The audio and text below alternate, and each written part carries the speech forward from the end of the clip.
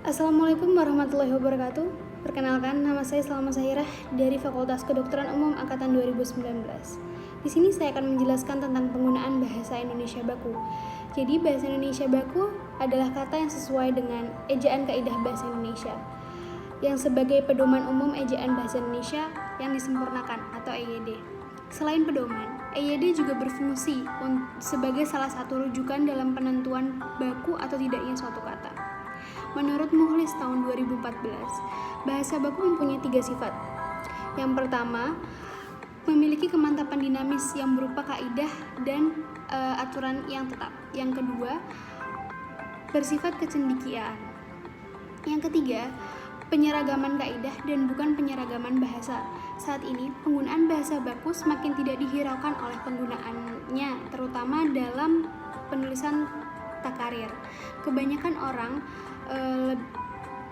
menuliskan bahasa hanya berdasarkan keinginan diri sendiri untuk mengekspresikan diri, sehingga bahasa yang digunakan tidak mengikuti kaidah atau struktur kebahasaan yang ada. Perlu dipahami oleh kita bahwa perkembangan bahasa dapat dipengaruhi oleh penggunaan bahasa baku di media sosial. Perkembangan tersebut dapat terjadi entah berkembang untuk menjadi lebih baik atau bisa sebaliknya. Bahasa baku juga mempunyai 4 fungsi. Seperti yang kita tahu, Indonesia bukan hanya satu provinsi saja. Indonesia memiliki 33 provinsi dan masing-masing provinsi itu mempunyai ciri khas masing-masing seperti budaya atau bahkan bahasanya. Maka dari itu, bahasa Indonesia berfungsi untuk pemersatu bahasa yang guna untuk menghubungkan penutur beserta dialog sehingga mereka menjadi satu masyarakat bahasa yang baku. Penggunaan bahasa baku menjadi penanda pembeda atau kepribadian jika diterapkan secara benar dapat memperkuat kepribadian dan rasa nasionalisme masyarakat Indonesia. Contoh, apabila kita sedang berpergian ke luar negeri dan kita tetap bangga dengan bahasa yang kita punya, maka hal tersebut dapat menjadi penanda atau pembeda kepribadian dan memperkuat kepribadian dan rasa nasionalisme masyarakat Indonesia yang ada pada diri kita. Fungsi yang ketiga yaitu pembawa wibawa. Mereka yang mahir berbahasa baku dengan baik dan benar memperoleh wibawa di mata orang lain. Sementara sebagai kerangka acuan, bahasa baku berfungsi sebagai kerangka bagi pemakainya dengan norma atau kaidah yang dimodifikasi secara jelas.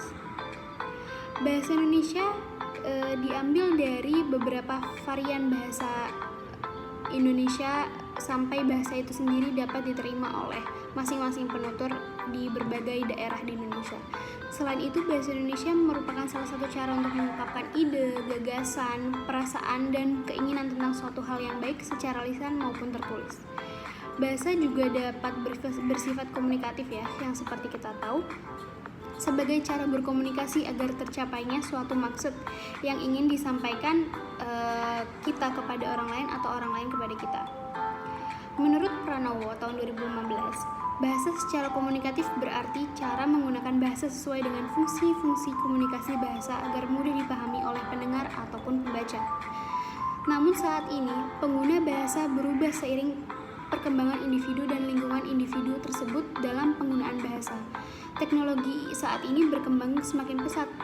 Oleh karena itu, penggunaan bahasa pun oleh penuturannya pun sudah berkembang. Salah satu pengguna bahasa itu adalah penggunaan bahasa tertulis di media sosial. Hasil pengetahuan responden terhadap kata baku dan tidak baku sudah ditentukan oleh peneliti. Faktanya, era sekarang lebih mementingkan bahasa yang singkat dan dianggap keren, seperti contohnya lo gue atau mencampur adukan bahasa asing dengan bahasa Indonesia. Dan masih banyak lagi contoh-contoh yang lain. Media sosial digunakan sebagai sarana untuk berinteraksi, berkomunikasi, dan membangun jaringan melalui media komunikasi online. Oleh karena itu, semakin pesat berkembangnya media, maka kita semakin mengetahui bahasa-bahasa asing di luar negara Indonesia yang menjadi salah satu penyebab berkurangnya penggunaan bahasa Indonesia maupun bahasa Indonesia biasa maupun bahasa Indonesia yang baku. Akibatnya, kosakata bahasa Indonesia semakin banyak berasal dari bahasa asing. Oleh karena penyerapan yang tidak sempurna oleh orang awam, penggunaan bahasa Indonesia bukanlah yang baik dan benar, melainkan bahasa asing yang versi utuh. Keadaan ini semakin diperparah dengan maraknya penggunaan bahasa asing di sekolah, terutama bahasa Inggris.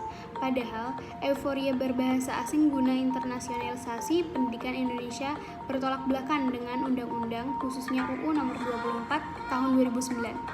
Menurut Denny Sugono, seorang peneliti bahasa, internasionalisasi standar pendidikan seharusnya menyentuh mutu pendidikan dan wawasan para siswanya, tak terbatas pada penggunaan bahasa asing di sekolah.